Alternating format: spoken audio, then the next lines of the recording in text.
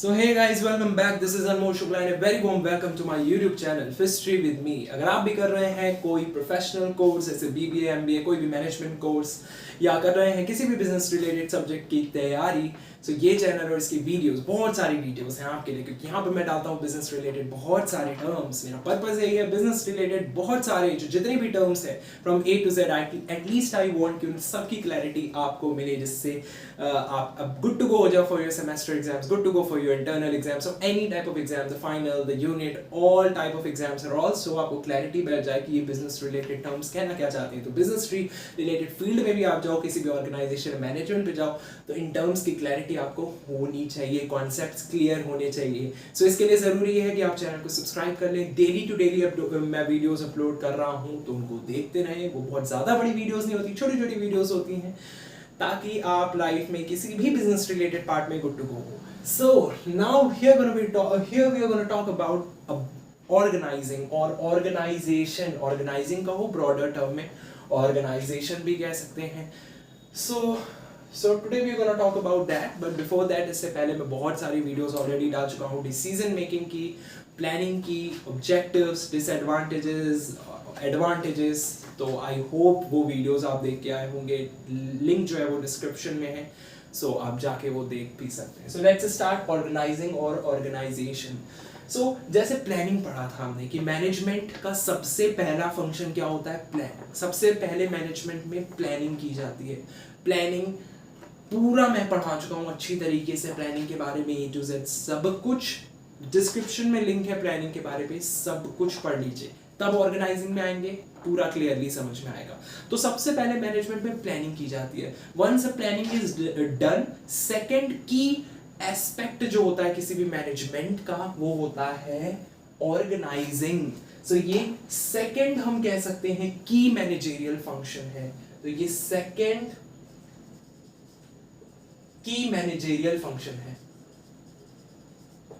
Organising. देखो जैसा कि नाम से ही क्लियर है, हम जानते हैं ऑर्गेनाइजेशन के अंदर क्या होता है. देखो ऑर्गेनाइजेशन के अंदर डिफरेंट डिफरेंट एम्प्लॉयज होते हैं, रिसोर्सेज होती हैं, they work together with resources to achieve the goal of an organisation और a management. So that is what happen inside an organisation. अब ऑर्गेनाइजेशन में ये रिसोर्सेज को हम किस तरीके से ऑर्गेनाइज करेंगे, यही हम पढ़ते हैं ऑर्गेनाइजिंग में. रिसोर्सेज को ऑर्गेनाइज करेंगे. रिसोर्सेज में ह्यूमन रिसोर्सेज भी आ सकते हैं, रॉ मटेरियल्स भी आ सकते हैं, मनी भी आ सकती है. Everything combined together, basically organized together to form a organization. Okay, why they are combined or integrated together? To achieve the goal of an organization. Okay, very nice. So it's a second key managerial function, बहुत important है organizing. तभी हम ठीक plan करने के बाद, planning तो theoretical aspect हो गया, बट अब हमें उस प्लान के हिसाब से लोगों को डेलीगेट करना है ना, अथॉरिटीज क्रिएट करनी है, रोल्स एंड रिस्पॉन्सिबिलिटीज देनी है, डिफरेंट डिफरेंट डिपार्टमेंट्स क्रिएट करने हैं, और हर डिपार्टमेंट का एक स्पेसिफिक गोल बनाना है. तो ये सारी चीजें प्लानिंग के बाद ही होगी. So once a planning is done, according to the planning now organising starts. So that is what happened in organizing or organization. Let me give you a very clear picture of organizing. So organizing में हम basically क्या करेंगे, raw material को, human resource यानी कि basically हमारे workers या employees जो काम कर रहे हैं ऑर्गेनाइजेशन में, तो रॉ मटेरियल, मनी, वर्कर्स, इन सबको हम इंटीग्रेट कर देंगे. They will work together for common goal और ऑब्जेक्टिव के लिए वो क्या करेंगे, वर्क करेंगे, क्योंकि मेन काम यही है, मैक्सिमाइजेशन ऑफ प्रॉफिट, और we can say the betterment of the management. So इनको हमने इंटीग्रेट क्यों किया है, ताकि हम एक कॉमन गोल अचीव कर सके ऑर्गेनाइजेशन का. So basically the definition is here, the process of bringing people and the resources, bringing people and the resources together. Understand, I'm repeating again, the process of bringing people and the resources together in the pursuit of achieving common goal is known as organising. तो basically हमने organising में क्या किया, हमने organise किया, क्योंकि plan करने के बाद जरूरी ये है कि हम चीजों को ऑर्गेनाइज करें। किस लिए? एक कॉमन गोल को अचीव करने के लिए। ऑर्गेनाइज किसको किया? बेसिकली और ऑब्वियसली रिसोर्सेस को किया। सो बेसिकली हमने क्या किया है, हमने ध्यान से देखना, रॉ मटेरियल, ह्यूमन रिसोर्स यानी कि हमारे वर्कर्स या एम्प्लॉइज, और जो भी अदर रिसोर्सेज हैं, इन सबको क्या किया है, कंबाइन किया है, इनका यूनियन किया है। ठीक है, सो इनको बेसिकली हमने इंटीग्रेट किया है to achieve the common goal of an organisation. यही हम करते हैं क्या, यही हम करते हैं क्या, किसमें? ऑर्गेनाइजिंग में। और ये सारा काम जहां पर हो रहा होता है, ये ऑर्गेनाइजिंग इन चीजों की जहां पर भी हो रही होती है, वही है ऑर्गेनाइजेशन। एक ब्रॉडर पिक्चर ऑर्गेनाइजेशन है, और जहां पर ये ऑर्गेनाइजिंग हो रही है, ये जो प्रोसेस हो रहा है ना, the process of bringing people and the resources and other resources together to achieve the common goal, ये प्रोसेस ही क्या है, ऑर्गेनाइजिंग है। और ये प्रोसेस जहां हो रहा है वही क्या है, ऑर्गेनाइजेशन है, क्योंकि ऑर्गेनाइजेशन में ही ये ऑर्गेनाइजिंग हो रही है। So I hope you got the idea कि क्या हो रहा है एग्जैक्टली यहाँ पर। So we are just arranging everything. We are just arranging everything in a pursuit of achieving the goal. And when I say everything, it means whatever is available to the management or whatever is available to the organization, be it the workers, be it the raw materials or whatever it is, we are utilizing it, we are arranging them to get the better result, to get the desired result. So we are not just integrating them, we are also working towards them. We are making different departments. See, when we talk about an organization have different departments, be it a production department where production is happening, a marketing department, advertisements and all, finance department, money related issues and things or stuff. So different departments are there, and every department has to make their specific goal which overall aligns with the organization's goal. So हमें क्या करना है, basically यहाँ पर डिपार्टमेंटलिज्म भी करना है। तो जब हम बात करते हैं ऑर्गेनाइजिंग की, तो प्लानिंग के बाद ये नेक्स्ट स्टेप है। अब यहाँ पर हम डिपार्टमेंट्स भी क्रिएट करेंगे। डिपार्टमेंट्स में हम डिफरेंट रोल्स या अथॉरिटी, बेसिकली रिस्पॉन्सिबिलिटीज डेलीगेट कर देंगे लोगों को, ताकि ऑर्गेनाइजिंग जो मैनेजमेंट है, ओवरऑल ऑर्गेनाइजेशन जो है वो इफिशियंट बने। सो यहाँ पर हम क्या करते हैं, डिपार्टमेंट्स भी क्रिएट करते हैं। सर डिपार्टमेंट्स क्यों क्रिएट कर रहे हैं, ये एक बार बताइए, मुझे नहीं समझ में आ रहा है। सो बिल्कुल बेटा आपको समझाएंगे कि डिपार्टमेंट्स क्यों क्रिएट कर रहे हैं। अगर आपको बेटर पिक्चर नहीं समझ में आ रही कि डिपार्टमेंट्स हमने क्यों क्लियर किए, तो बेटा डिपार्टमेंट्स हमने इसलिए क्रिएट किए हैं, नॉट क्लियर किए हैं। डिपार्टमेंट्स हमने इसलिए क्रिएट किए हैं क्योंकि हमें ऑर्गेनाइजिंग करनी है, एक सिस्टमैटिक वे बनाना है। हम ऐसा तो नहीं कर सकते कि पूरे ऑर्गेनाइजेशन का सिर्फ एक गोल रख लें और पूरे यार जब तक हम चीजों को बांटेंगे नहीं। जैसे for example, if you want to crack a particular entrance exam, you need to work on every subject. You can't be like कि मैं सिर्फ मैथ का एक टॉपिक पढ़ूंगा, प्रोबेबिलिटी पढ़ के मैं पूरे एग्जाम को क्रैक कर दूंगा, नहीं यार, प्रोबेबिलिटी तो सिर्फ 2 मार्क्स की होगी।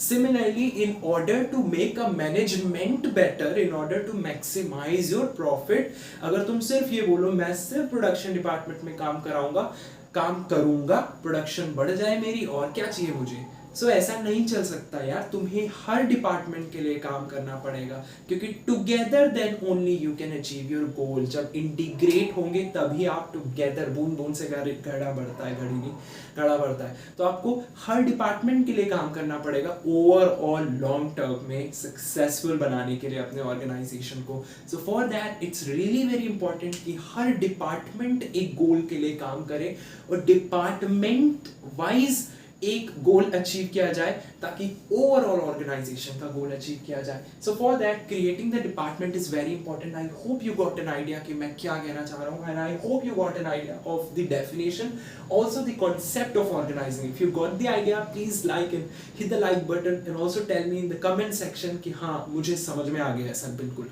Very good. यही मेरी क्या होगी, बहुत अच्छी बात होगी, मुझे बहुत अच्छा लगेगा अगर आपने कमेंट किया तो डिपार्टमेंट्स क्रिएट करना, ड्यूटीज असाइन करना, ये भी हम ऑर्गेनाइजिंग में ही करते हैं. तो असाइनिंग ड्यूटीज, सर इसके बारे में भी बता दो. बिल्कुल बताता हूँ. फिर ये यार फटाक से हो जाएगा क्योंकि मैंने आधी से ज्यादा चीजें यहीं पर समझा दी हैं, तो फिर वो आराम से आ जाएगा आपको. ड्यूटीज असाइन करना, यार देखो हम ड्यूटीज भी तो असाइन करेंगे, सबको सबकी ड्यूटीज असाइन कर देंगे. हर देखो अगर प्रोडक्शन डिपार्टमेंट में है बंदा तो उसकी एक अलग टीम होगी, जो एम्प्लॉइज वहां पर काम कर रहे होंगे, they are related to the sales profile और समथिंग लाइक दैट. तो रिक्रूटमेंट भी जब आप करते हो, दैट वी विल स्टडी आगे स्टाफिंग वगैरह, तो भी आप उनकी स्किल्स के हिसाब से करते हो. द बंदा who is expert in sales, उसको आप प्रोडक्शन डिपार्टमेंट के लिए लोगे. ऑब्वियसली जो बंदा एडवर्टीजमेंट्स में अच्छा होगा, और या हम कह सकते हैं एसईओ वगैरह में अच्छा होगा, उसको आप मार्केटिंग डिपार्टमेंट के लिए लोगे. सो ऑब्वियसली आप डिफरेंट डिपार्टमेंट्स के हिसाब से ही लोगों को रिक्रूट भी करोगे. रिक्रूट करने के बाद उनको रिस्पॉन्सिबिलिटीज, उनकी ड्यूटीज असाइन करोगे, जिसके लिए उन्हें काम करना पड़ेगा, जिनके लिए वो ऑब्लाइज्ड होंगे काम करने के लिए इन दी ऑर्गेनाइजेशन. एंड और इसी तरीके से तो ऑर्गेनाइजेशन का गोल अचीव होगा. सो इट्स वेरी ऑब्वियस कि असाइन करना ड्यूटी को हमें क्या करना है, ऑर्गेनाइजिंग में ही करना है. बिकॉज हमने क्या कर रहे हैं, we are bringing people and the resources together. So we need to tell the people that this is your responsibility, this is you need to do in the organization to achieve our management's goal or our respective department's goal. So I hope you got an idea कि duties assign करना भी it's very important. So overall हम एक framework create कर रहे हैं जिसमें activities perform होंगी. We are creating framework in which activities are performed, and therefore we are talking about organization. Once again I am repeating, हम एक framework, एक structure, एक department create कर रहे हैं, different departments create कर रहे हैं, basically एक framework create कर रहे हैं जिसमें लोग work करेंगे towards a specific goal, and that goal किसका होगा वो goal? That goal is for the management itself. So ये सारी बातें आपको याद रखनी है about organizing. So basically arranging everything, every resources and utilizing it towards or to achieve a specific goal or to achieve common goal. Now let's talk about the objectives of organization कहो या organizing कहो, एक ही बात है अब. So let's talk about the objectives. One of the first objective is efficient organization. Basically इतनी सारी चीजें हमने पढ़ी, ऑर्गेनाइजेशन को इफिशिएंट बनाने के लिए ही तो हम कर रहे हैं ये. ऑर्गेनाइजेशन में एक सिस्टमैटिक वे रहेगा, कोऑर्डिनेशन रहेगी, नहीं तो कोऑर्डिनेशन कैसे रह पाएगी? कोऑर्डिनेशन डेफिनेटली रहेगी, एक सिस्टमैटिक मैनर रहेगा, because we are creating different departments, and since we are creating different departments, so definitely क्या रहेगा, एक ऑर्गेनाइजेशन में ऑर्डरनेस रहेगी. ठीक है, सारी चीजें एक सिस्टमैटिक मैनर में रहेंगी, हॉच पॉच नहीं क्रिएट होगी, है ना. प्रोडक्शन डिपार्टमेंट की चीजें प्रोडक्शन डिपार्टमेंट में ही होंगी, प्रोडक्शन से रिलेटेड चीजें प्रोडक्शन डिपार्टमेंट में, मार्केटिंग से रिलेटेड चीजें मार्केटिंग डिपार्टमेंट में, और सब अपने अपने हर डिपार्टमेंट अपने अपने गोल को अचीव करने की कोशिश करेगा ताकि ओवरऑल पूरे मैनेजमेंट का गोल अचीव हो जाए, है ना. और कहीं ना कहीं हम जब बात करते हैं कि ऑर्गेनाइजेशन का गोल, ऑर्गेनाइजेशन को एफिशिएंट बनाना है, ऑर्गेनाइजिंग का गोल ऑर्गेनाइजेशन को या मैनेजमेंट को एफिशिएंट बनाना है, तो ये रिलेट करता है to planning, directing and controlling as well. So it relates to planning, directing and controlling. मैंने शॉर्ट में लिख दिया है, ये मतलब क्या रहा एग्जाम में, प्लानिंग, डायरेक्टिंग और कंट्रोलिंग. मैंने पढ़ा रखे हैं प्लानिंग, ऑर्गेनाइजिंग, डायरेक्टिंग, कंट्रोलिंग, और ये बहुत इंपॉर्टेंट है ओवरऑल बिजनेस के लिए. हर बिजनेस रिलेटेड सब्जेक्ट में ये आपको दिखने ही वाले हैं. They are nothing but management function. Description में लिंक है, प्लीज वो वीडियो जरूर देखना. क्लैरिटी के साथ चीजें समझ में आएंगी, क्योंकि कहीं ना कहीं ये यूज जरूर होते हैं, तो please see the video. So it relates somehow to planning, directing and controlling. These are the management function. तो कहीं ना कहीं जब ऑर्गेनाइजिंग होगी तो ऑर्गेनाइजेशन या मैनेजमेंट इफिशिएंट बन रहा है. ऑर्गेनाइजिंग कर देने से कहीं ना कहीं प्लानिंग, डायरेक्टिंग और कंट्रोलिंग भी अच्छी होंगी. प्लानिंग तो पहला ही स्टेप था, तो अगर अच्छी तरीके से आप चीजों को ऑर्गेनाइज करते रहोगे तो फ्यूचर में आपको लगातार, planning is a continuous process, it's a dynamic process as well as a continuous process. तो आपको तो फ्यूचर में भी प्लानिंग करनी है, ऑर्गेनाइजिंग करने के बाद भी. इट्स अ लूप है ना, करनी ही पड़ती है चीजें. तो प्लानिंग के लिए बहुत अच्छी है ऑर्गेनाइजिंग कर देना. डायरेक्टिंग, कंट्रोलिंग, जो नेक्स्ट स्टेप्स आने वाले हैं मैनेजमेंट फंक्शन के, उनके लिए भी जरूरी ये है कि ऑर्गेनाइजिंग ढंग से हो, ताकि आगे के काम फिर आसानी से हो जाएं within the organisation. So it relates to somehow planning, directing and controlling. Okay, so proper एक कोऑर्डिनेशन रहता है, एक सिस्टमैटिक मैनर रहता है. डिपार्टमेंट्स क्रिएट करेंगे तो कंफ्यूजन नहीं क्रिएट होगी, ऑब्स्टिकल्स नहीं आएंगे बीच में, क्योंकि हमने सब कुछ ऑर्गेनाइज करके रखा है, सबको रिस्पॉन्सिबिलिटीज देके रखी है, तो रोल्स डेलीगेट करके रखे हैं. तो इतनी पॉइंट्स इनफ है ये बताने के लिए कि इससे हमारा ऑर्गेनाइजेशन जो है बिल्कुल ओवरऑल क्या होने वाला है, इफिशिएंट होने वाला है. सो अभी आपको आई होप एक क्लियर पिक्चर लग गई होगी ऑर्गेनाइजिंग क्या है उसकी. बेसिकली ऑर्गेनाइजिंग क्या है कि who is to do what, कौन क्या करेगा. ऑर्गेनाइजिंग में ही बताते हैं हम कौन क्या करेगा. हमने क्या किया है, लोगों को लिंक कर दिया है रिसोर्सेस के साथ. सारी रिसोर्सेस को हमने लिंक कर दिया है एक साथ, ताकि वो इस तरीके से काम करें कि एक कॉमन गोल को अचीव करें. कितनी बार मैंने बता दिया, आई होप आपको ये चीज दिमाग में बैठ गई है. तो कोई कंफ्यूजन नहीं रहे, इसलिए हमने ऑर्गेनाइजिंग की, इसलिए इनको टुगेदर वर्क करवाया. डिपार्टमेंट्स भी इसीलिए क्रिएट करें कि कोई ऑब्स्टिकल्स ना आए, कोई रुकावटें ना आए, कंफ्यूजन ना रहे, एक ग्रेट इन्वायरमेंट बना रहे. इन्वायरमेंट ग्रेट तभी बनेगा जब ऑर्गेनाइजिंग होगी, नहीं तो सब कुछ हौच पौच हो जाएगी. आप खुद सोचो, मैनेजमेंट में अगर डिपार्टमेंट्स नहीं होते, अगर production department, marketing department, finance department, ये कुछ अलग अलग नहीं होता, एक ही होता, तो आप खुद सोचो कैसे काम हो पाता, सिस्टमैटिक वे में क्या काम हो पाता, एक फॉर्मलाइज्ड वे क्या होता काम का, एक फॉर्मल वे क्या होता काम का. नहीं तो क्या वो इन्वायरमेंट सूटेबल होता वर्कर्स को काम करने के लिए, उनके मोटिवेशन के लिए? Of course not, definitely not. So for that organizing is very important. तो कौन क्या करेगा, रिस्पॉन्सिबिलिटीज क्या होंगी, रोल्स क्या होंगी, वर्कफोर्स एनवायरनमेंट कैसा होगा, ये सारी बातें डिपेंड करती हैं ऑर्गेनाइजिंग पर. And that's why it is second की फंक्शन ऑफ मैनेजमेंट. तो पहला ऑब्जेक्टिव क्या था, ऑर्गेनाइजेशन इफिशिएंट बनता है. दूसरा, it helps in growth. Definitely बच्चों, आप मुझे बताओ ग्रोथ में किस तरीके से ये हेल्प करेगा. देखो ग्रोथ में ये इस तरीके से हेल्प करेगा क्योंकि सारे पॉइंट्स तो देखो यहाँ पर भी आप जोड़ सकते हो जो मैंने आपको बताया. डिपार्टमेंट्स क्रिएट कर रहे हैं तो डेफिनेटली जब डिपार्टमेंट वाइज काम होगा तो अच्छी तरीके से काम होगा, क्योंकि बर्डन नहीं क्रिएट होगा काम का. हर डिपार्टमेंट में काम है तो भाई बर्डन नहीं है, मैनेजर के लिए भी बर्डन नहीं है, उसे सिर्फ अपना ही डिपार्टमेंट देखना है, अपने ही एम्प्लॉइज या वर्कर्स को देखना है, डिफरेंट डिपार्टमेंट्स को. तो जिससे कि ग्रोथ प्रोस्पेक्टस जो है वो कहीं ना कहीं बढ़ेगा. कह सकते हैं डिवीजन ऑफ वर्क है, सबको अलग अलग डेलीकेट कर दिए गए हैं रिस्पॉन्सिबिलिटीज और उनके रोल. तो डिवीजन ऑफ वर्क और लेबर जो ये किया है definitely helps in the growth. Also authority का प्रॉपर डेलीगेशन कर देना, तो ये सारी चीजें it helps in growth. Optimum utilisation, when we are linking or when we are bringing people and the resources together, definitely we must focus on optimum utilization also.